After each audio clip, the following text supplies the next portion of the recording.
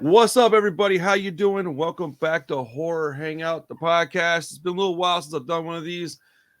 Life kind of gets in the way, man, scheduling conflicts and such. But I got a special guest today. This is Jamie. Jamie's been hanging out on the channel with us for quite some time now, and we've been talking in Discord on the live streams. I've gotten to know him quite well.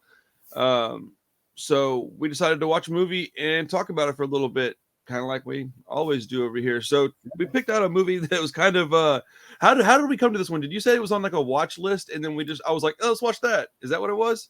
Yeah, I think so. I think it was just one of those ones that I'd heard is quite shocking or whatever. Yeah.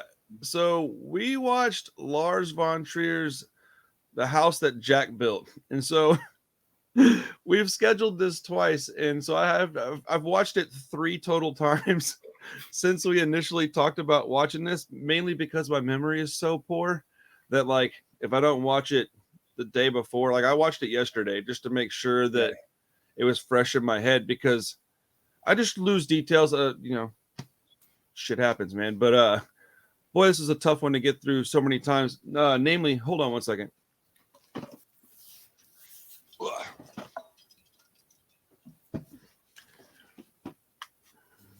Yeah, it was tough to get through, mainly because of the length of it. It's 2.5 hours long. Yeah, I mean, I fell asleep. Yeah, I fell asleep for sure. Like, I had to wake up this morning and rewatch the last hour because I was like on the chair watching it, and then all of a sudden I was sitting up and my wife was walking in the door with my kid. And I was like, I can't have this on the TV right now. Turning it off. But it's a strange movie, man. So this was your first time watching it, I assume, or first couple times? Yeah. It was interesting.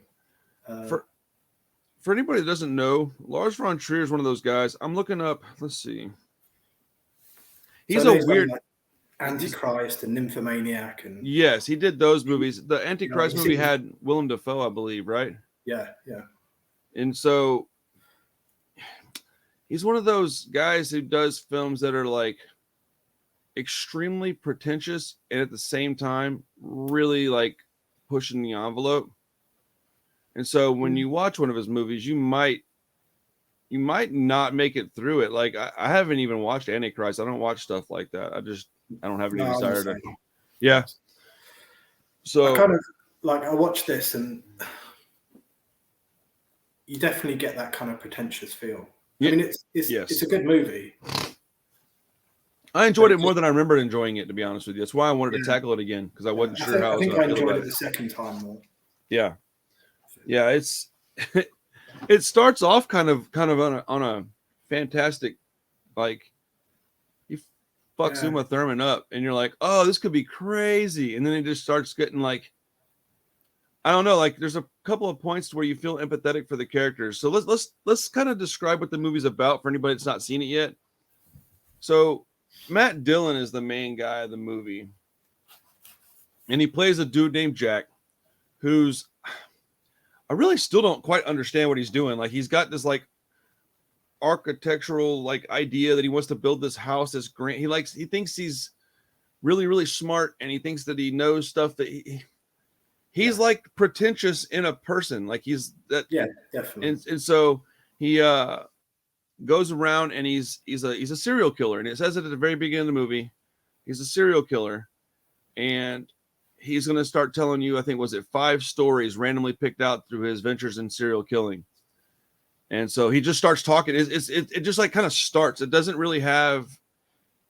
Yeah, there's a bit of dialogue, and then it just sort of goes, okay, here's the first. Yeah. The first time and then like, hey man, how'd you feel about? Okay, so his first victim is Uma Thurman, and he's just driving this like Hot Wheel-esque maroon van down the road, and he stops.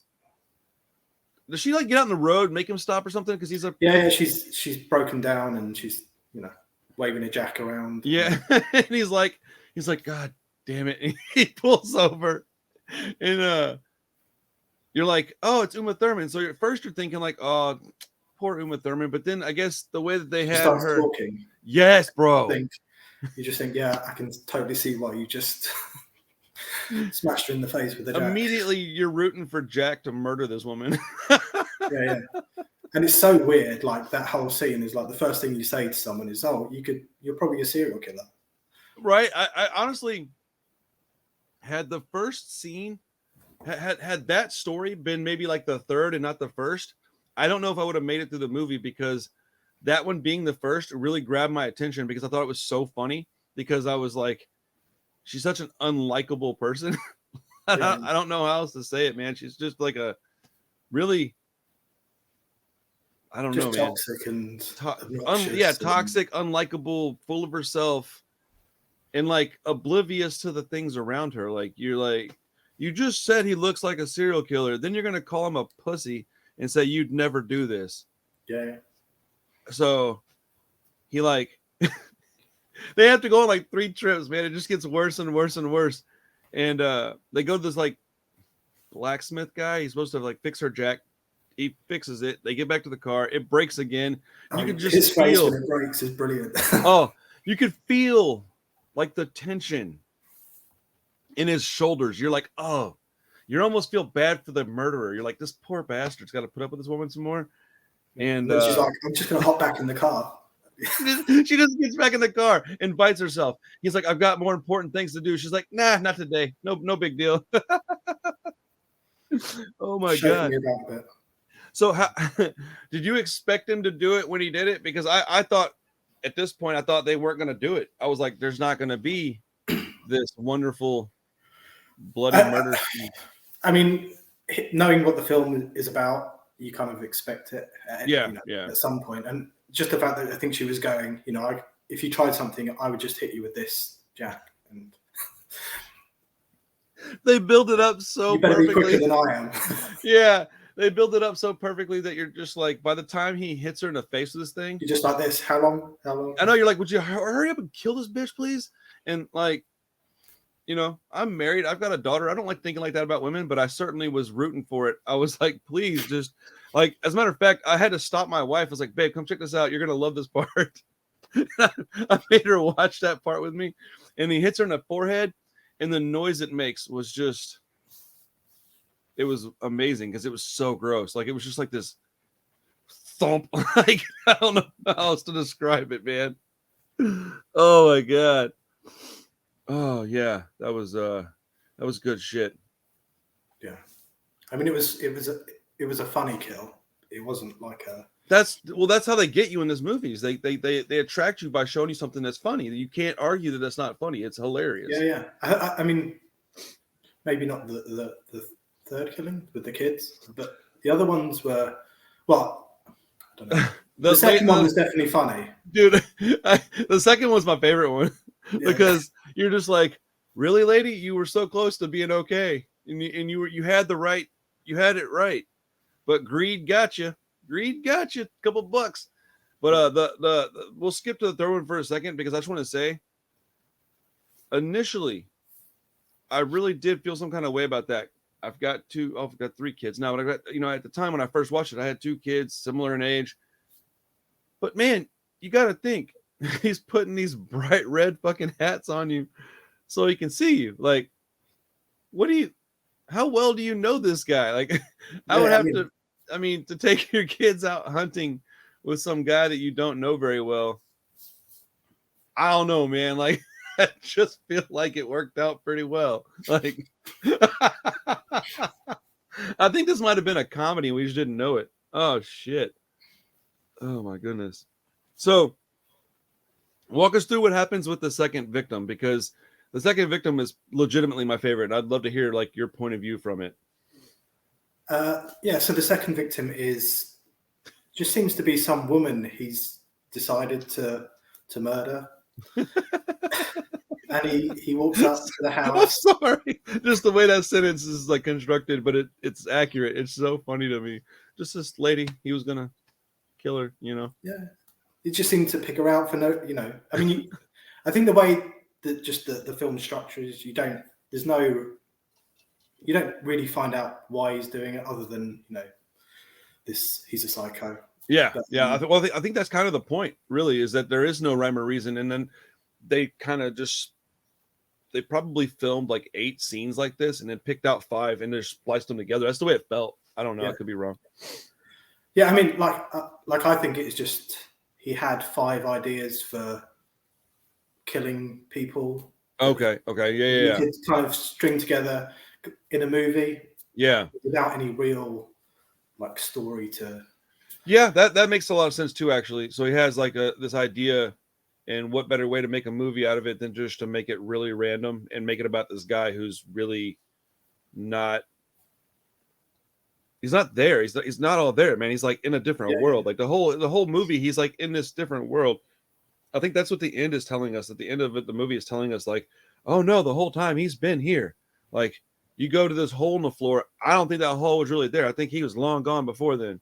And I think it's a lot of it's left up for interpretation as to how you want to view it, because it is a very artfully done. This is what I would call a film, like not just a horror movie. Like it's a film. But so okay, so he picks out this lady, and what does he do?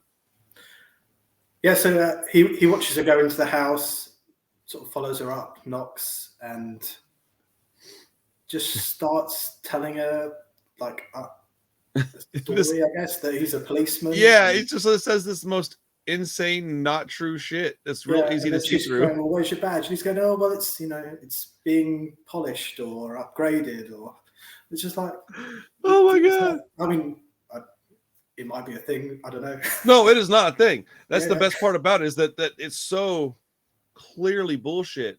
And then it's not working, and he's just like, look for some clues. Oh, well, yeah. Oh yeah. He like looks over her shoulder and sees like some stuff, starts talking about things in the room. But I think that makes for good storytelling, because if you can come up with the idea to make him do that, that makes, because if you really think about it, do you think you could go talk anybody into anything ever? Because I could talk anybody into almost anything. Like it's not hard. People are gullible because they want good news. They're hurting. They're broke. They're stressed. They're dealing with this or that. They crave some positivity. So it didn't. At first, I thought it was really odd he was able to do that with her, and then I thought, I guess not, because if somebody came to my door and they looked any kind of valid at all, like legitimate at all, and they were claiming to be able to double my income, and I had an income like hers, which is, through the state, you'd think you'd be like, oh shit, I got to at least consider this. That's a big difference in my life, I think that's true, as long as you don't start off with the policeman story. I think that was just to explain to us how stupid we are as people, because I also think I could probably do that. Like I could probably walk up and be like, all right, I have to start with what now? Okay, this story, and I have to end with this, and I have to get in that person's house. All right, let's see. I'm willing to get a camera and try it. Like, let's, like, I don't want to hurt nobody, but like, I'm willing to get in their house. Like, a research project. Right? Yeah. Can I have something to eat, please? Like, I don't know. Like, get out of my house. But like, so he gets in her house. I think she realizes immediately she made a mistake, though. Yeah. It's just like he starts kicking off about, being, I don't know. He's bad about the way she's treated him and making him stand at the door, and he goes from like being really kind to offended, and then goes, "You probably shouldn't have let me in." Right? And she's like her. So I like that lady. I've seen her in a couple of other things. I couldn't recall what it was exactly, but I recognized her face pretty quick. I like that they got people that are familiar with making movies, not necessarily these huge actors, because Uma Thurman was probably doing this as a favor. Yeah. She probably just wanted to work with the director, or maybe she was, she's friends with Matt Dillon or something like that. I imagine her getting on board was probably not planned. I don't think, but they got these familiar faces or experienced actors to play these parts, because I think that woman was perfectly cast in that part, because she does come off kind of like a bitch, and she does come off like she needs some good news. Like it was perfect casting. And I felt bad for her though. And he starts choking the shit out of her, and she won't die. She won't fucking die. She's like, and he's like, bitch, why won't you die? And then what did he do? He took something, was it like bread, and mixed it with fucking water? And all I could think of was like, oh, it's glue. He's putting glue in her throat. Awesome. Yeah. Was it bread or cookie? It was something real strange. Like out of nowhere, he took that little thermos he keeps with him. Oh yeah, I think. Yeah. I don't know whether that was for him. I can't remember now. Well, so she's laying on the floor, and I think he had. I know he puts a pillow under her head. Yeah, and then he takes this thermos and he puts water in it while your throat's being crushed and you're slowly choking to death. Well, I'm 100% positive. He took. I think he was fixing to eat something, and he decided that instead of eating it, he put it in the water and then took it and like made her drink it. And all it was going to do was suffocate her. And I thought, what a torturous fucking thing to do to somebody. And unless I misunderstood what he was doing there, I think that's what he did. And I remember it being either a bread or a cookie, some kind of like baked good with water. And all I could think of was like how thick that would get very quickly. And if you put it in your throat and you weren't able to breathe very well to begin with, yeah, you're going to have a hell of a time not dying. But, and then this is really when the movie kind of picks up and starts turning weird because he stabs her in the chest, doesn't he? And it's just dude, I forgot about that. Yeah, he gets her good too, man. He just pulls out that knife and just bam. And I mean, it kind of startled me a little bit. And it looks. Have you ever seen anybody get stabbed before? Oh no, I mean, it looks a lot like that. It was fucking weird, man. Like I was uncomfortable during that scene. Like I was like, holy shit, man. I've been around a couple things like that, and it was not very much different. So I don't know if they knew that was like, I assume they did, right? Like they had to know that was exactly how it would look if he stabbed somebody, because he gets her right by her heart.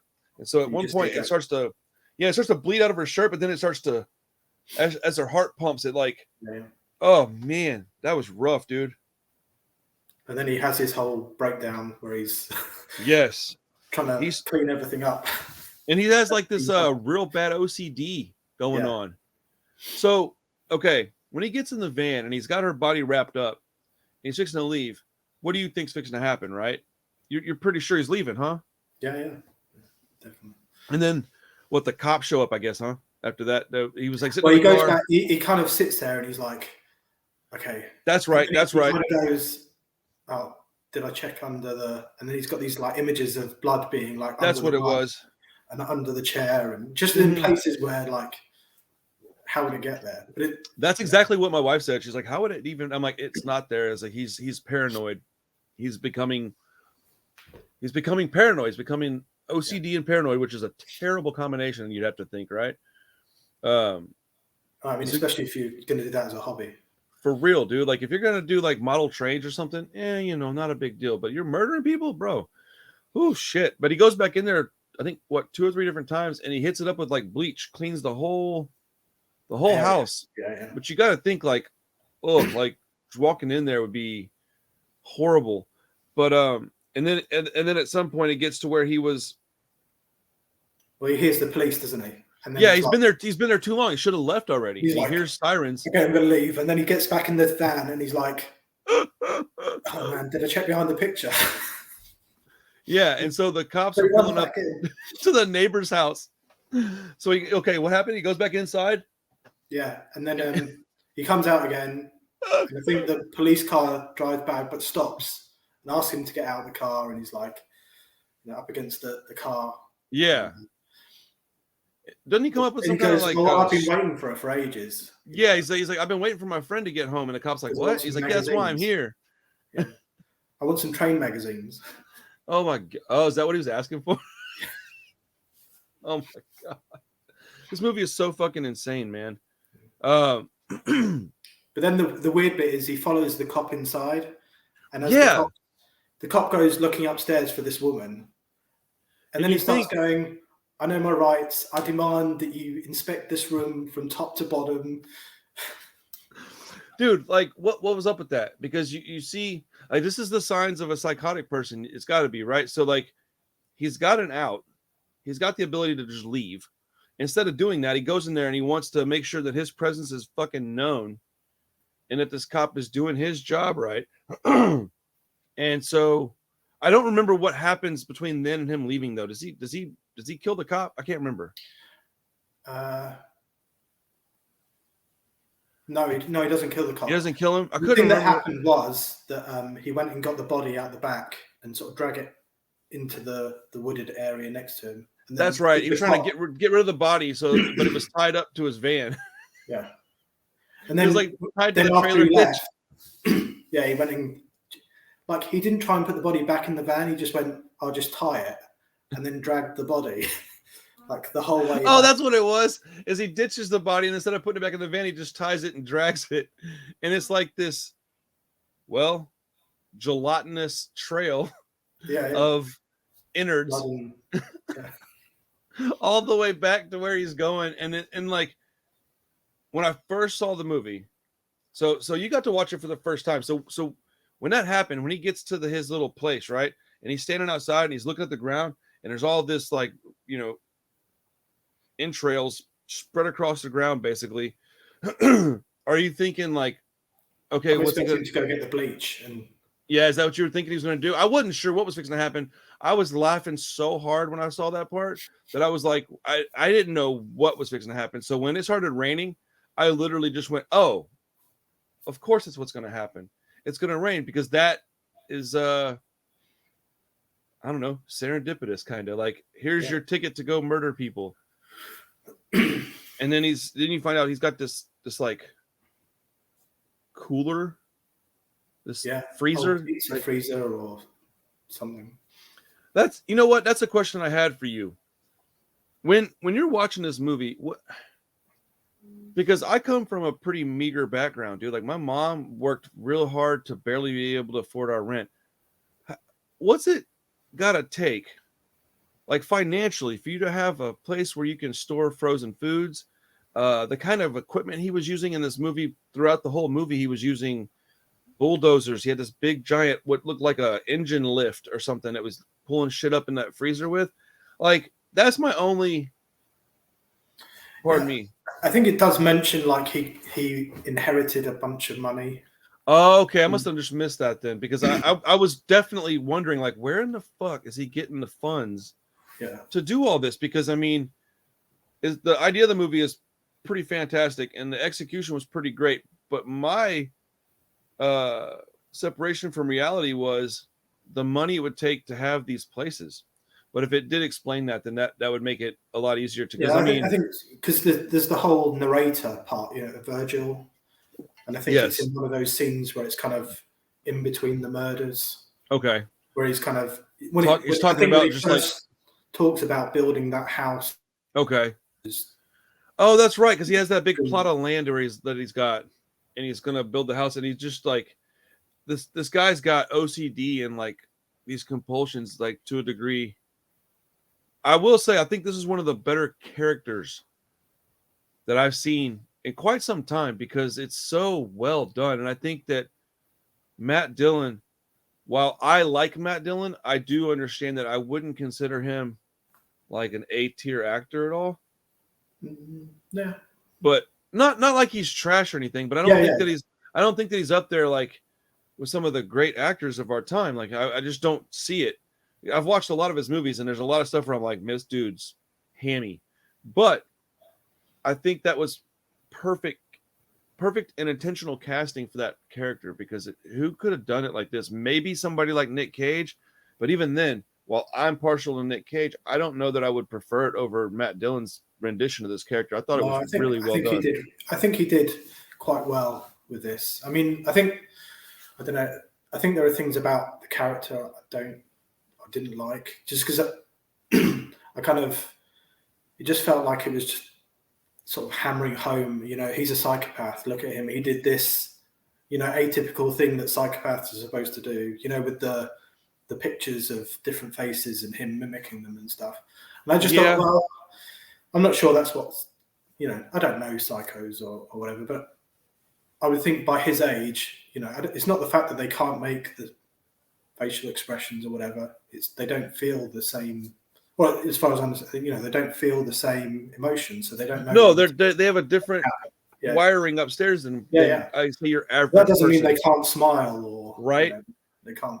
Well, look unhappy or whatever. I was thinking about that too, actually, and I was thinking about some things that I didn't like about him, and the conclusion that I came to. Now, tell me if you disagree with this. I'd love to know why, because I may be very wrong. I say I'd love to know why, not to argue, but to just get another perspective. But what I was thinking is that those were kind of, if maybe I'm wrong, but it seemed like those were afterthoughts. Like those parts of the character weren't maybe in the initial drafts or anything. And I think that maybe upon watching some of the movie build, and as they're getting this movie together, he's thinking like, okay, I wanted to build this movie and this story about a psycho that is just grotesque. I think he was too likable.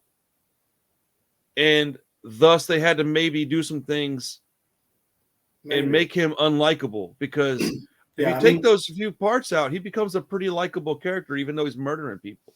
Yeah. So, I mean, I think for me, I think the best scene or the best story is the fourth one with his girlfriend, the blonde-haired girl. Yeah. Okay. So I think that was the best for me. That was the oddly enough, that's the one I remember the least. So would you go through it real quick? Do you mind? Yeah.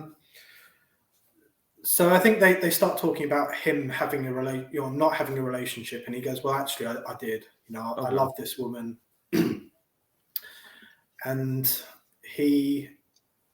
I think he was putting on an act with her that he was, somewhat disabled. He was walking with a,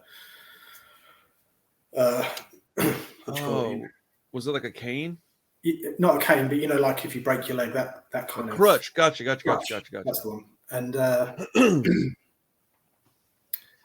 you see him sort of park out front, and policeman comes and gives him a ticket, and he's seems a bit pissed off with that. But then he goes up, and he seems to be quite nice and reasonably charming to start with her, and then at some point he just switches and just starts putting her down. And that's right. And then ends up, she's like, "Well, so what do you actually do?" And he goes, "Well, I kill people. I've killed 60." That's right, dude. How did I forget that, man? I feel like I blocked things out that would like really bother me emotionally, like in real life, because I'm super close to Carissa, and like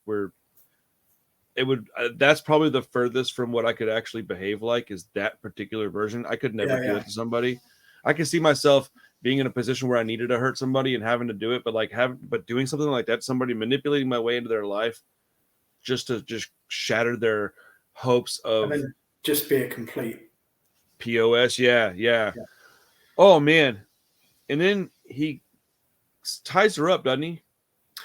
Yeah, but before that, he kind of I think he says something like 61, and he says 61 or something, and she goes, "Oh, well, you said 60 a minute ago." And he goes, "Well, I could add one at any time," kind of thing. And she starts getting a bit freaked out. What was that in reference to? Do you remember? I think it was just what he does, when they were talking about what he does, and he was like, "I kill people," Oh, she said how many? And he said 6. Oh, that's right. What an odd thing to make a mistake about if you're in his position. So you got to wonder, like... Well, I think he was saying that, 60, 61. 60. Yeah. Because she's going to be included, right? Yeah. I could do it any right time. Over my head. It could be 61 at any time, Oh, man. And then she kind of freaks out and runs downstairs, and there's the policeman, and she's like, "This guy's just admitted that he's a serial killer," and he's like, "Have you been drinking?" That's right. Well, I have, but what? And this is why I love. And he comes down. He's like, "I did. Everything she said's true. Everything she said." And he's like, "Maybe you should both go home and quit the drinking." Now that I like that. That's good writing, because I feel like that could actually happen. Like, if you're running down the street screaming that you got a serial killer after you, and the guy running behind you, maybe he's laughing and going, "That's right, I'm a serial killer." A cop is going to go, "Man, would y'all shut the fuck up and go inside, please?" And if you're like, "But seriously," and the guy's like, "Yeah, seriously, officer," if you just play it off, there's a pretty high probability that you're going to go right into that house and murder that person. Oh, this movie is out of control, bro. Oh my goodness. Well, he gets her in the house and he ties her up, and I think I had a hard time watching getting her tied up and like had the little lines drawn on her breasts, and you knew it was coming, and you're like, "Oh my goodness gracious!" And then it's like well, he just before that, he's like, "You go ahead and scream and shout what you want. No one's coming. No one gives a shit." Dude, I blocked this whole entire fucking part out of this movie. I forgot all about that. And he's like screaming like in her face, isn't he? Yeah, and she's like, he's like, you know, she runs to the window and she opens it and she's screaming out, and he's like, he starts screaming as well, and he's like, seeing nothing. Oh man, that's also just accurate. like, okay, right, now it's time for me to go to work. Holy jeez, what a terrifying situation. That's probably the scariest one. Yeah, definitely. Like the other ones are like kind of quick and out of nowhere. That one lingers. Like, you know, she knew she was gonna perish pretty quick. Like she knew that was coming. Yeah, and he was mean about it as well, because he was like, "Shall I use this knife or shall I use this and he's like shaking her head for her. Oh man. This one. And he's like, "This is an interesting pick for whatever reason," and he like rips her shirt open, and I was like, "Oh, those are beautiful. Don't do that to those." No. Oh man. I'm a fan of the Itty Bitty Titty Committee, man. I was not happy with that. I was like, "What are you doing, Matt Dillon? Leave that poor girl alone. She's pretty." I will say it was pretty hilarious when he puts the tit underneath the deal. Yeah, and then he goes downstairs and dumps it on the cop car. Yeah, that was the cop car he did it to, right? He puts it under the windshield wiper. Oh god. He keeps one for himself as well. He makes a wallet out of it, like a boob wallet. Yeah. I mean, you know.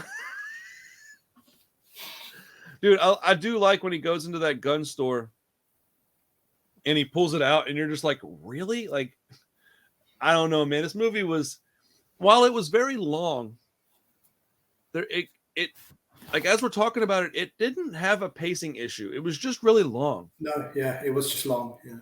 Because a lot of movies that are 2.5 hours, I struggle to make it through them, like, period. Like, I get to where like this one, I think this might be the part where I kept having to fall asleep and start it over. So that's why I'm not remembering it very well. But like with a lot of Korean film, I'll get to where I watch 3/4 of it, and that's all I ever get to watch of it, because I keep trying to watch it or I keep trying to start it over, and it never gets, because sometimes the pacing is a little bit of an issue, and it's not a big deal. But I think that the more I watch this movie, and I hate to say this, the more I like it. It's so fucked up, man. I mean, the first time I watched it, I just thought, oh, this is just a pretentious pile of shit, really. And that's how I felt about Mandy.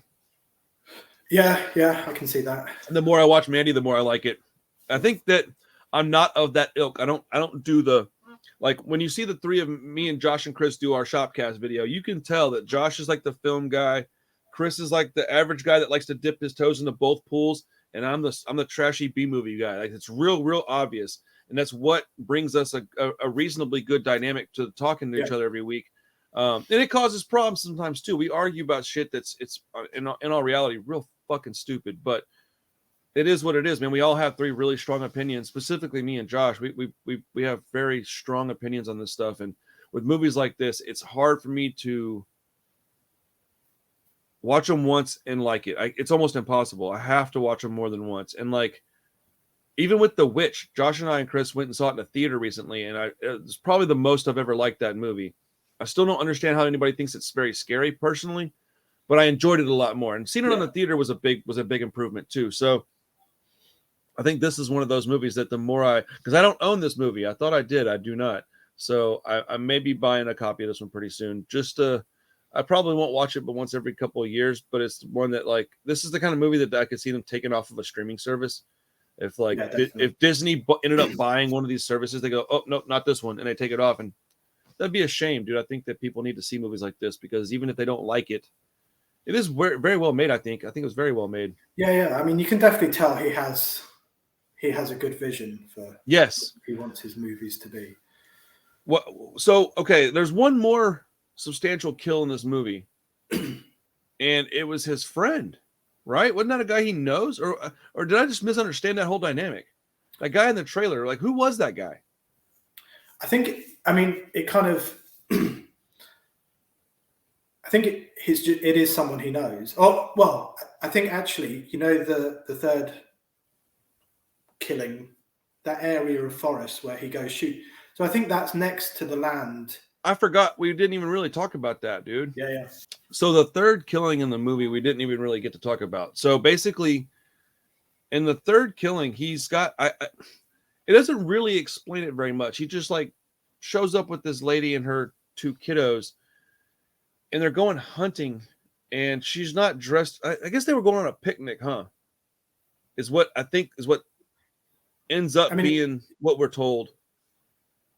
Yeah, it just looks like a day out with. Yeah, but he's got like a rifle, and she's dressed in like kind of a dress, and he tells her, "Hey, put these hats on, so I can see you guys. I don't want to accidentally hurt anybody." And the moment even when I was watching this movie for the first time, my brain was like, "Oh, there's going to be a point where you're going to want to take that hat off," and I couldn't believe it when they didn't do it. Like they're running out in the field, and I'm like, "Oh, he can bam! Oh, geez!" And then he's telling them about hunting. And yeah, I think it's just talking to the boys about hunting and how it's cruel to kill the mother first if you're hunting a like family of deer. Excuse me, because if you kill the mother, then the other two aren't going to survive. And it's just, if you kill the kids, the mother can still survive. And as he's telling it, and if you're not paying any attention, you should still be able to figure out what's going on. And you're like, oh no. Oh man. And one of the kids is called Grumpy. And you're like, oh yeah. Yeah, because that kid doesn't like him at all. Yeah, that kid's a little shit. And you're like, oh, you're getting it, buddy. And honestly, maybe I've just watched too many horror movies, but I was like, yeah, get that little bastard. Like but he blows one of the kid's legs clean off, dude. Like he shoots the leg, and all you hear is like, because you don't look. I'll say this: for all the pretension in this movie and all the like gory stuff, it really wasn't that gory. Yeah, it didn't show the kid get hurt. It showed the after effects, not the kid get hurt. I've got the uncut version, and you definitely. Does it show the kid get shot? Yeah. So you see his leg sort of explode a bit and buckle, and he just sort of face plants. Maybe it was like that. It just didn't seem that bad to me. I think when this was shown at Cannes, this was the scene that everyone sort of either got up and walked out at. But I watched it. I didn't think it was. In reality, I've seen worse. Yeah, which is fuck, man. That's a whole nother conversation we need to have. But so he blows this kid's leg clean off, and the mom's freaking out. Well, the other kid's still alive, so they're still hiding at that point. Yeah, she runs across, doesn't she? She's hiding with the other kid. Sees him get shot, runs across to him, and starts, obviously just freaking out. Yeah. And then the other kid pops his head up, and that was. Oh, that's right. He was waiting. He knew that was going to happen. So instead of aiming at the mom, he's aiming where the. Do you hear my dog? Hey, bro, chill out, dude. He's like, I will not chill out. I'm here barking at the ceiling. All right, whatever, Pedro. He's running commentary for our video here. He's like up in like a deer stand, and as soon as that kid's eyes hit that, there's like this little, it's like a wood thing, and then like a little spot where you can see the kid looking out. And right when you see his head go right past that, he's fixing to look over it, and then it pans back to Matt Dillon. He's like, bam. And that's the one it didn't show. Is it didn't show the other little boy get shot, right? And you hear like the birds flutter and like the echo of the round go off, and the mom's like, oh, and you're like, well, yeah, that's horrible. And then the next thing is they're having a picnic. Yeah, and then they're eating sitting out at the picnic. He's doing his thing, and she's just sitting there like traumatized, like staring and crying, and what you would think a person of some kind of normalcy would be doing, and then out of nowhere he just goes, hey, pick a number. She's like 12. He's like, you got 12 seconds. And I was like, oh, why didn't you say like 3,000? Why would you say 12? Like, I knew if you say pick a number, you pick a big number. Like, I don't know. Odds are that's going to favor you, I would think, right? And he starts walking up to the deer stand. He said, isn't he going to climb back up in there and like he surviving the game style. And she doesn't start running very fast. And which, in all fairness, you just saw your kids get hurt, I don't even like talking about this, but you see your kids get killed, and you might just be like, dude, what are you waiting on? Just get me, bro. Like, I'm not trying to be around my kiddos, man. Like, if something happened to my kids scrape their legs pretty bad, and I'm a mess for the whole day. Like, I can't imagine them actually getting hurt, or something, worse. But I will say, I felt like that lady was kind of a bad mother. because I don't feel like she knew him well enough to take your kids out on an excursion like that. Yeah. I mean, I think that's the problem with having this structure for the film, is because I think he says it's like a 12-year period, so he might have been, building up to that for. Yeah. Man, I missed a lot of like nuanced dialogue, I guess, because I didn't realize that this is the problem. My memory being so bad that I probably did hear that and it just didn't register. Yeah, well, yeah, that is that. So then that would be a problem with the style of movie based solely on that, because it did come off like they barely knew each other. Yeah. I guess if that other kid didn't like him much, there had to be at least a little bit of them getting to know each other well enough to know that he doesn't like him. And kids, they have like, I feel like when you have a kid in a situation like that, they're either going to really understand what's going on, or they're going to be a little shit. And you could probably kind of tell by your kid, how well you know your kid, what they're going to behave like. Yeah. I mean, I don't know. Do you have kids? I can't remember. Yeah. I've got two. Yeah. So I can tell you right now that if I had a person over to my house, if my oldest was to come tell me like, Dad, I don't like this person because of blah, blah, blah, I would have to at least consider it. But if Charlie, my girl, was to be like, I don't like so-and-so because of whatever, I'd have to at least consider maybe she was full of shit. And so I think like, you know what I'm saying? Like maybe she was just being a little turd and they were like, stop doing what you're doing. And she's like, well, I don't want to, or whatever, kids are crazy. Yeah. It's, I don't know. I think just being a parent, that's a hard one to watch. And it's, yeah, definitely. I mean, I think that's why he did it. It's just. Oh, for sure. Yeah. No. This movie was very intentional. Like the scene that was supposed to shock. And let's see. I do believe when movies like this come out, they're meant to shock us. But I do think that, I don't know, man. I don't think they're that shocking. So many things like this happen worse than this every single day. And I want to say that might have been kind of the point of the movie, is that you see this stuff and you're thinking like, okay, every one of those instances, like something like that I've heard of recently. So, I mean, somewhere in the world, someone's doing something just as shit. Just in the US, you hear about this kind of stuff, man. So what, you got a guy picked up a girl and killed her. That's probably happening today.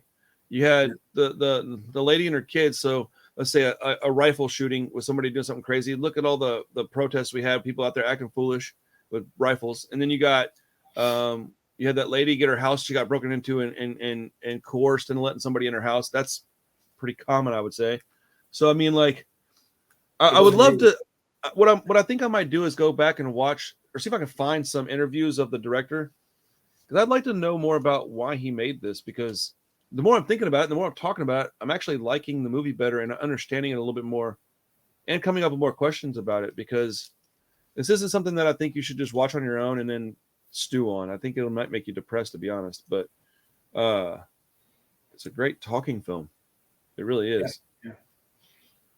Do we still have like a whole chapter of the film to go through? Because the one we were just talking about with his friend. So he goes into that. Yeah, so that one starts off with him trying to line up the 5 or 6 people on his. Yeah, bro. And I mean, like, I'll be honest. I mean, this was the killing that I wanted to see most. Well, I mean, just because I thought it would be. I'd like to see how he'd have done it. Yes, I think I have to agree with that. But for some reason, and this had to be intentional, when he pulls the guy out of the back who's clearly military, and the guy was black. I guess it's because tensions are so high in America right now that I immediately felt even worse, and it was like, no, this is going to be looked at as a certain kind of murder, and it's not. He's a psycho. He's not a racist. Yeah. I wonder if that was intentional, because otherwise it was a lot of white people getting killed. And I don't know. This is why I want to watch some of that guy talk about it, man. I'd love to hear some of his reasoning, and because it could have been just completely random. That guy could have applied for the part and just got it. We don't know, man. And I think that makes it kind of brilliant, even. I mean, definitely on the copy I've got, I think there are 1 or 2 interviews just as like extras on the disc. Is there a commentary track on there? Possibly. I feel like commentary tracks are where you get these really random bits of information because they're just talking as they're watching the film. Oh, and then right here, I fell in this dude at this place, and I just thought you're perfect for the role or whatever, you know. So, sorry. So he has these people tied up in his freezer of all places, which just miserable, bro. Like, what the fuck, dude? And I think by this time he is in the movie, he is manic with what he's doing. He seems to have like at the start he's very controlled, he's very OCD, and I think he does mention that, you know, his OCD's like affecting him less. Yeah. I think this is he's gotten into rhythm. The other killing we missed is the after he kills the woman and cuts her breasts off. Okay.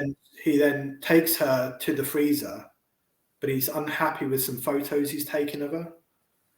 And then he drives back and then he kills that random person on the road. He just runs that lady over that's walking down the street.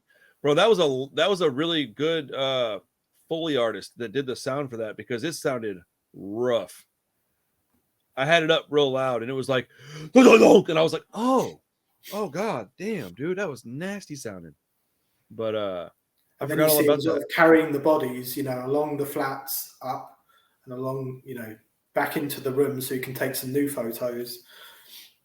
You know what I like is when he's explaining to the narrator guy, he's like, got the 2 lampposts drawn.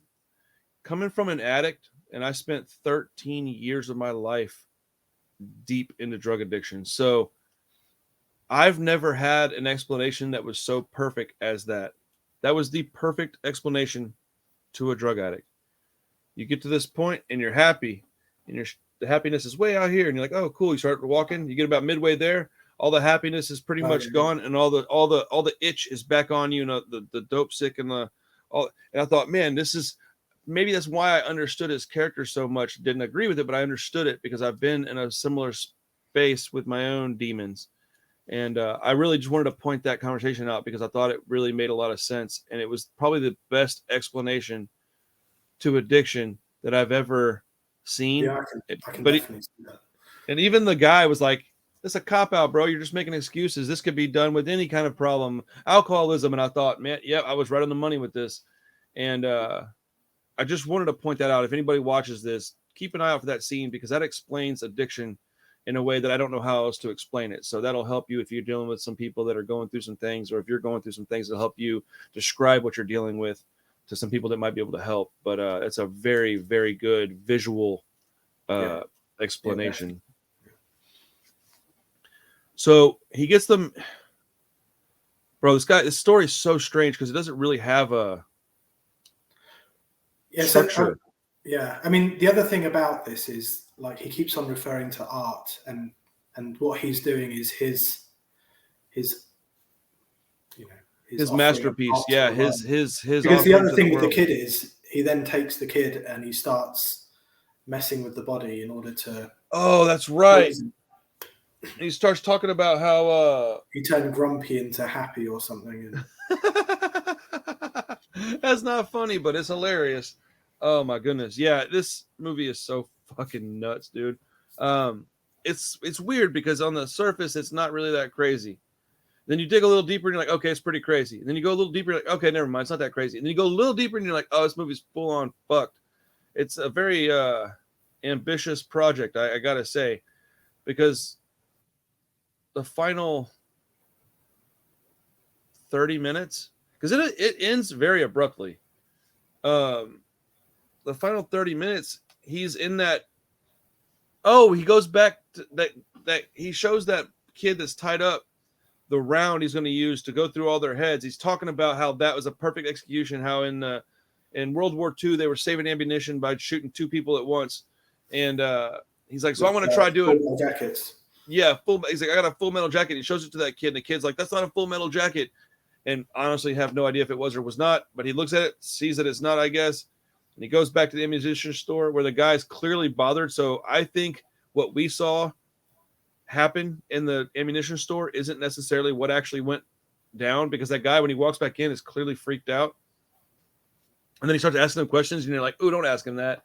Don't ask for his ID. Don't ask him for his receipt. Like, this guy's off his rocker. You're gonna get murdered." Yeah, man. I don't even help me out here, dude. Like, what? So he gets the ammunition he's looking for. Eventually. Yeah. After he killed his friend. Oh, that's right. He couldn't find it at that place. The guy wouldn't sell it to him. That's when he went to his buddy's place. He went back to I think he's friends just because, like, that plot of land where he shot the kids is next to whatever plot of land. Yeah, more like neighbors than friends necessarily, maybe. What do you think? Maybe more like acquaintances? Yeah. And so he gets into that guy's place, finds the round that he wants to use, which I found it odd that he only took one. I thought, man, that's the move of a psycho, I guess, because I think he thought he only needed one. He just wanted to do his little experiment, see if he could shoot, 5, 6 people in a row. How insane is that?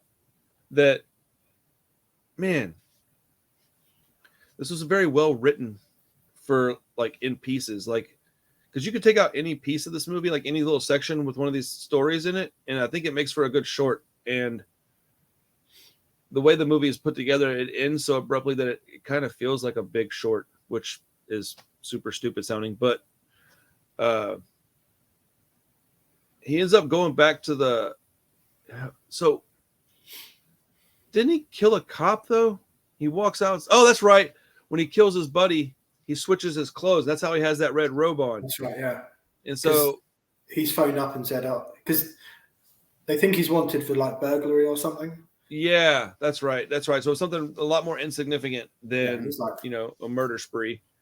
But the cop shows up, thinks he's the good guy because he's got his back to him. He turns around, blows away Copper, and then hops in the cop car, and then hauls ass back to his place. Oh, because he gets stuck in the mud. This guy is just, his life just, you're right. He starts out very organized, very methodical, very planned out, very neat and orderly.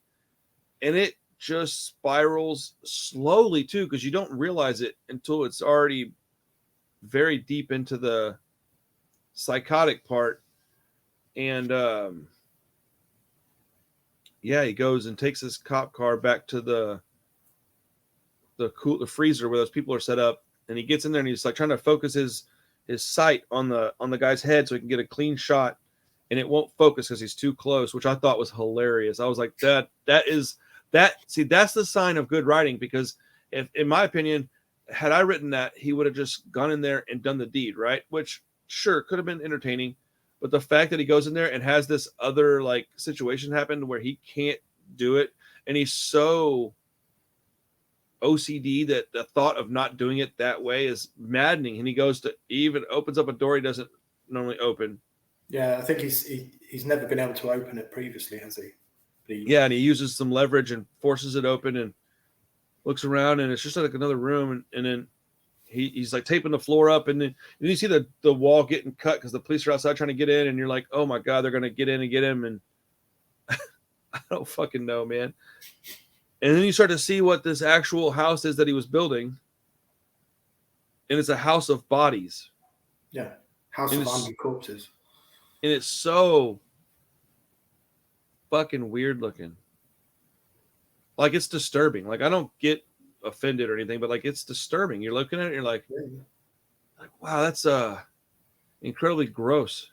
Like, I don't know, man. How'd you feel when you saw that, when it was finally revealed that there was a house of people? I think it was kind of, I wasn't surprised, but the visual was shocking. Yeah, I think it was sort of maybe a little bit of misdirection, because again, throughout the movie, it shows you him trying to build this house that he's always dreamed of, playing architect and whatever, and he knocks it down and rebuilds it and knocks it down. But then this final house that he builds is actually made out of all the corpses and you find out that that's the medium he was trying to work in the whole time. He kept being like, oh, the brick, I didn't like it, man. Oh, the wood, wasn't a fan. And so if you're thinking about it real closely, but frozen corpses. Yeah, so quality building material. I like how it explains the freezer kind of.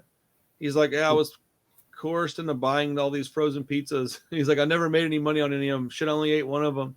And there's like stacks and stacks of frozen pizzas, and you're just like, okay, yeah, I mean, that would happen to somebody, I guess. You get roped into buying all this frozen food. You got to put it somewhere, I guess. I don't know, dude. What a crazy ass movie. So, was the guy that he was talking to, was his buddy the Virgil Cat? Was that dude the devil?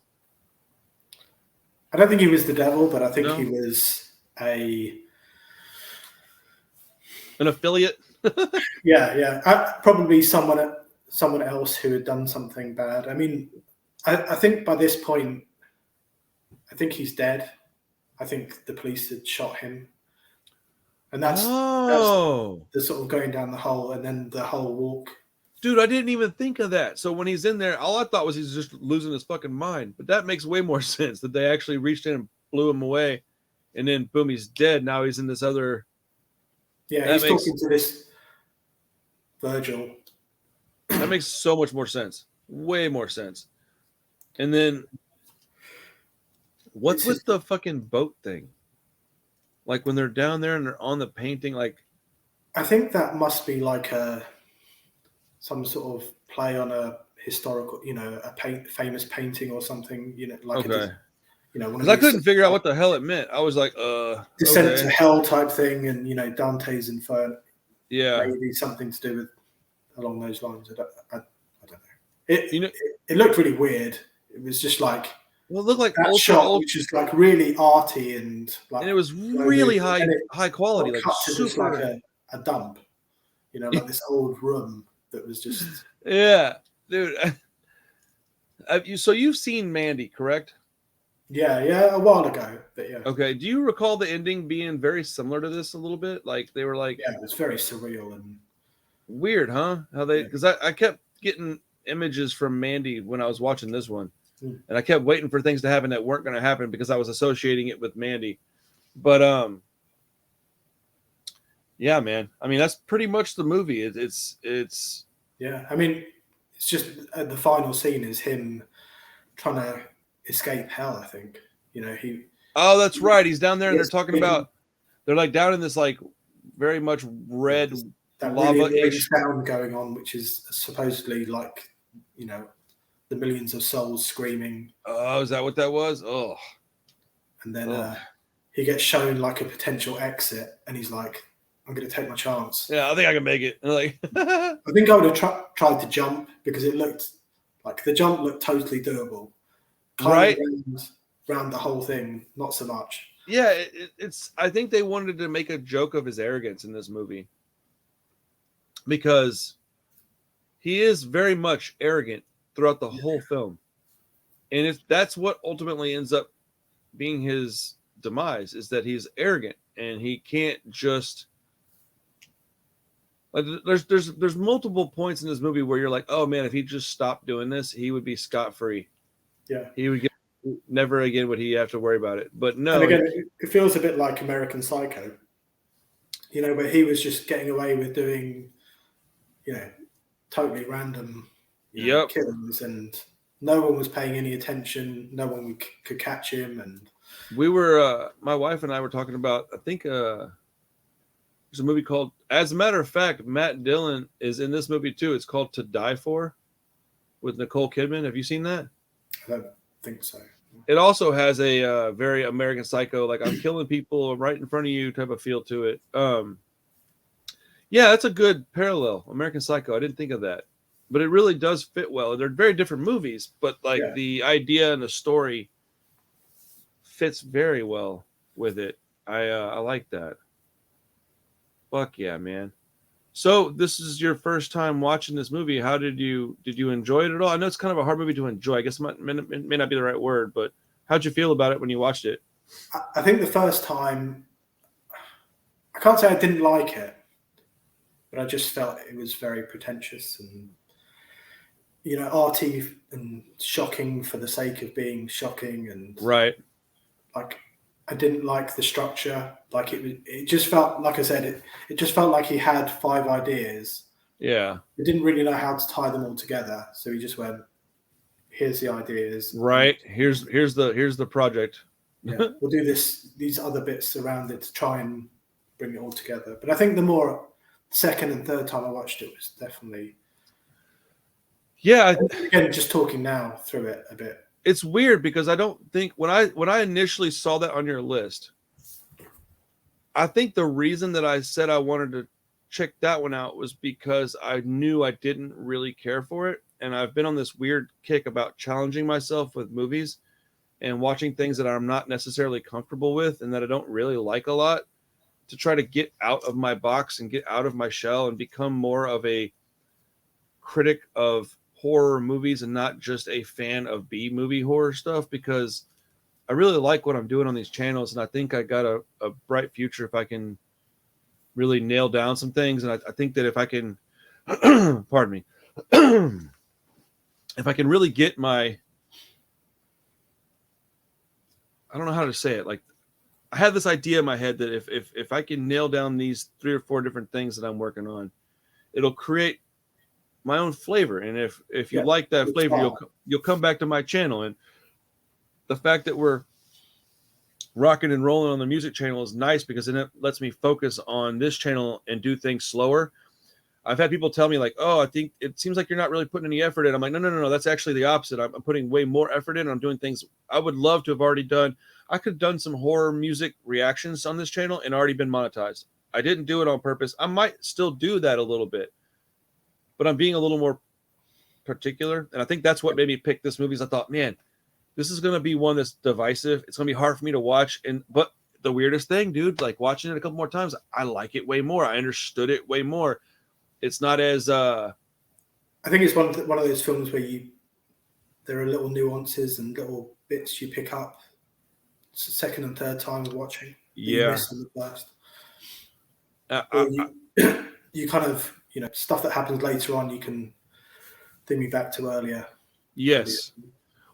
I also think that they want you to watch it more than once on a movie like this, because I think so like, I'll say things in my videos just to get people to click away, just to see like, hey, look, are you here to watch me talk about this? Or are you here just to listen to the song? Are you here just to, so I'll say something that I know I don't even necessarily agree with, that I'll just say it just to see if I can get them out of there, because ultimately I'd rather have 500 people watch a video and enjoy it and appreciate it than 5,000 people come by, click on it, and just be like, oh, I love so-and-so, and we don't care about you at all. Dude, the whole point is you're here for me and my opinion on it, and I've earned the right to have an opinion on it. So I think that's what these kind of movies are, is that this is like, okay, can you get through this? Okay, you got through it, right? All right, now go back and watch it again and really watch it. Now watch it from the standpoint of, okay, I can stomach it. Let me just watch the movie now and take notes and get through it. And I don't think Josh and Chris have watched this yet. I'd like for them to watch this video and then go watch that movie. Yeah. That's probably a really good way to do it, because at this point in time, what's spoiling a movie like this? You still got to watch it to really understand what we're talking about. It's weird. It's real violent, not very graphic. At all. Just has it's very quick, the violence, isn't it? It's very quick. A lot of it's abrupt and like out of nowhere. Like when he stabs the old buddy in that trailer, I didn't see that coming at all, bro. I was like, oh shit, I totally forgot that happened. I think they like to do dread more than shock in this movie. And I'll say the hardest thing for me to watch about this whole movie was that it was claustrophobic. The whole movie was claustrophobic, dude, the whole time. As a matter of fact, the more the movie goes on, the closer the camera is to Matt Dillon. Did you notice that? By like the 4th and 5th killings, he's like right in your face, whereas in the first couple, he's much more, you see his whole torso. And then by towards the end, I think that was by design, I would imagine. And when they were in that cave thing going to hell, it was hard for me to watch it because I am very, very claustrophobic. Like I can't even get an MRI done. It's I've been dealing with it my whole life. But it's wild, man. Wild movie. So do you think you'd recommend it to anybody else to watch? Yeah, I think so. Yeah. Maybe. He said, yeah. I mean, I think it's a good movie to watch. I think it's I think that for everyone, but that's what I was going to say. Is it's not for everybody to watch, I don't think, but I think that a number of people would benefit from watching this movie, especially people that are into more of the art house horror stuff. Yeah. If you really enjoyed Mandy, like that's like one of your favorite movies, then this one, while not the same at all, it would probably fit in on your palate. It would be nice for you to experience this one. But overall, I think this movie has grown from a like 5 out of 10 for me up to like a 7.5, possibly 8. Yeah. I don't know that it do what? I think that's fair. Yeah. I don't know that it'll go much higher than 8 because the problems I have with it, I don't think are learning to like them type of problems. I think, like we said, the structure's kind of weird. The length is hard. You can't really get around watching it. You have to watch the whole movie. But I do think 7.58 is probably an appropriate grade because it is very well done, and you can tell that the guy knows what he's doing making a movie. The music really ties the movie together. The music ties the whole. It really stitches together each part of the movie, in my opinion. I mean, there's so many things we didn't even talk about. You could talk about this movie for like 6 hours, probably. Yeah, probably. I was just thinking this. The other thing we missed is the scene with him as a child in the fields, with the duck. Dude, I don't even remember that scene. What was this part in? I think it was somewhere in the middle, and it's like talking about his childhood, and he's sitting on like a little dock or pier out in a lake, and he sort of fishes a duckling out the. Holy crap, dude! I don't even remember that at all. Hey, is this the one? Levels. Oh, yeah, bro. And again, I think that was one of these things where they're trying to drive home the fact that he's a psycho. It's what do we know about psychos? Well, they like to hurt animals. Hurt animals as so. Children. It's funny, dude, because up until you said the snip part, I couldn't figure out what you were talking about. But right when you said that, it reminded me yesterday. I was watching the movie on the. I was sitting on a chair. Chris was on the couch, and right when he pulled the duck out of the water, I said, "Don't watch this part!" Like real loud. Like I was like, "Don't!" I didn't want her to see it. So she left. No, she definitely didn't have to watch that part, man. And I would have felt bad making her watch that. She's a big animal lover, so that would have been hard for her to stomach. And while I think they could have told us about that stuff happening, I don't think they needed to just show it. And that's the reason why this movie's got a ceiling like it does. Yeah. There's things like that. Like I could have been just as affected by you saying this is what he did and having him like stare off into space and then talk about it for a second. You don't have to show it necessarily because it looked so real. And I don't know if it was or not, but it looked really real. And I just, it's hard. I don't think they get away with doing it. But. Okay. I didn't think so either, but nothing would surprise me anymore. Like nothing surprise. Like if you were to tell me like, yo, fact. Those are real corpses. Yeah. Dude, that would probably surprise me less than the duck getting his little foot cut off, bro. It's just the sound it made, it was just man. But that's what they were aiming for. They were aiming for you to be kind of disgusted by it, Hell yeah. What a wild movie, dude. So my question for you would be, do you want to do this again? Do you want to watch another, whenever, not in any hurry, you want to watch another movie and talk about it? Because I had a lot of fun. I know I talked a lot, but I want to get you comfortable and, you can, come out of your shell at your own pace. I'd definitely be up for doing it again. Hell yeah, man. So, all right, folks, we watched The House That Jack Built. The movie was absolutely bonkers and insane. And I got to say, I think you should go check it out. I believe I watched it on Shudder. All right, Pedro, I say hi. You want to say hi? All right, come here. Oh, my goodness. Say hi. Say hello, everybody. Mwah. Get out, crazy. What you want, buddy?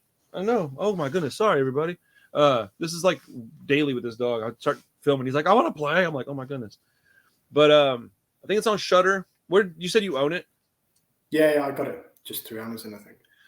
Was it like a special edition Criterion or something like that? Or was it just a... I'll check. I was just curious. Criterion seems like the place where this movie would be fitting, even though it's pretty gnarly. But yeah, awesome, man. Thanks, guys, for hanging out with us. Dude, The House that Jack Built, Lars von Trier, very strange man, makes very strange movies. We might tackle another strange movie next time we talk, but I look forward to having you back on, Jamie. Thanks for hanging out with me for a little while. I appreciate it. It was a little over an hour. That's a good talk, man. Yeah. Cool, dude.